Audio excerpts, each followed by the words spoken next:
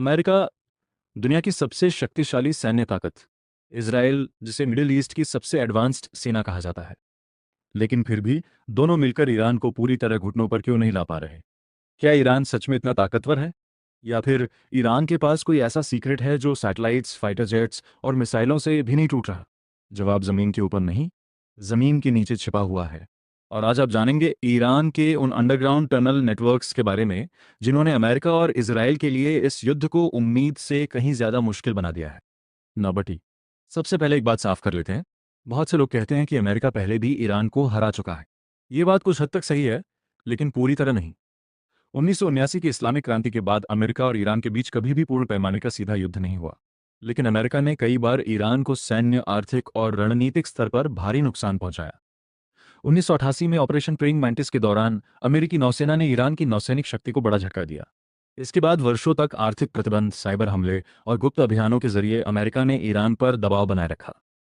2010 में हुए Stuxnet cyber attack ने ईरान के परमाणु कार्यक्रम को नुकसान पहुंचाया, और 2020 में ईरान के सबसे प्रभावशाली सैन्य कमांडरों में से एक कासिम सुलेमानी अमेरिकी ड्रोन हमले में मारे गए। लेकिन एक बात याद रखिए, ये सभी सीमित ऑपरेशन थे। ईरान पर इराक या अफगानिस्तान जैसी सीधी सैन्य कब्जे वाली कार्रवाई कभी नहीं हुई।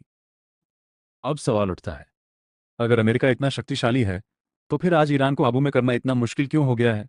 इसका जवाब है, ईरान ने पिछले 20 वर्षों में अपनी पूरी युद्ध रणनीति बदल दी है।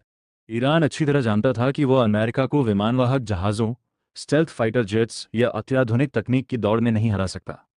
इसलिए उसने एक अलग रास्ता चुना, अंडरग्राउंड वॉरफेयर। ईरान ने पहाड़ों के अंदर, रेगिस्तानों के नीचे और रणनीतिक स्थानों पर विशाल सुरंगों का जाल बनाना शुरू किया। आज इन्हें दुनिया मिसाइल सिटीज के नाम से जानती है। ये सिर्फ छोटे मोटे बंकर नहीं हैं। कई सुरंगें इतनी बड़ी हैं कि उनके अंदर मिसाइल लॉन्चर, ड्रोन और सैन्य वाहन आसानी से चल सकते हैं। अब जरा सोचिए, अगर दुश्मन की मिसाइल आपको दिखाई ही न दे, तो आप उसे नष्ट कैसे करेंगे? यही ईरान का सबसे बड़ा फायदा है। जब अमेरिका या इजराइल हवाई हमले करते हैं, तो उनके मुख्य लक्ष्य होते हैं मिसाइल लॉन्चर, हथियार भंडार, कमांड सेंटर और सैन्य ठिकाने। लेकिन ईरान की बड़ी सैन्य क्षमता पहाड़ों और सुरंगों के अंदर छिपी रहती है। अगर किसी एक प्रवेश द्वार को नष्ट भी कर दिया जाए, तो कई बार दूसरे रास्तों से गतिविधियां जारी रह सकती हैं। यानी दुश्मन को स्थान का पता होने के बावजूद पूरी व्यवस्था को खत्म करना आसान नहीं होता। लॉकर इसके अलावा ईरान के पास मिसाइलों और ड्रोन का एक बड़ा नेटवर्क भी है। और अगर कभी सीधी जमीनी घुसपैठ की बात आती है, तो उसकी कीमत और जोखिम दोनों बहुत ज़्यादा हो सकते हैं। इसीलिए आधुनिक महाशक्तियां अक्सर हवाई हमलों और लंबी दूरी के हथियारों को प्राथमिकता देती हैं। तो क्या अमेरिका और इजराइल ईरान को हरा नहीं सकते? ऐसा बिल्कुल नहीं है। सैन्य शक्ति के मामले में अमेरिका और इसराइल आज भी बेहद मजबूत हैं। लेकिन आधुनिक युद्ध सिर्फ ताकत से नहीं जीते जाते। कभी कभी जमीन के नीचे छिपा हुआ एक मजबूत रक्षा तंत्र दुनिया की सबसे एडवांस सेनाओं को भी धीमा कर देता है। ईरान की अंडरग्राउंड टनलें इसी रणनीति का हिस्सा हैं। और शायद यही वजह है कि यह संघर्ष उतना आसान नहीं है जितना दूर से देखने पर लगता है।